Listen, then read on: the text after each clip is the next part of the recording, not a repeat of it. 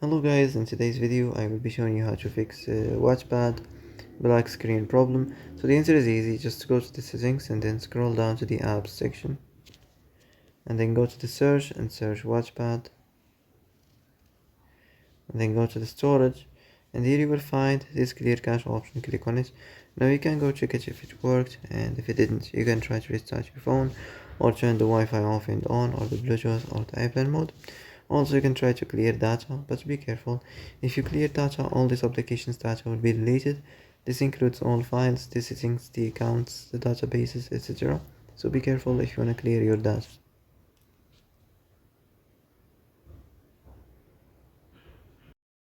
And that's it for today's video. I hope this is the answer you've been looking for.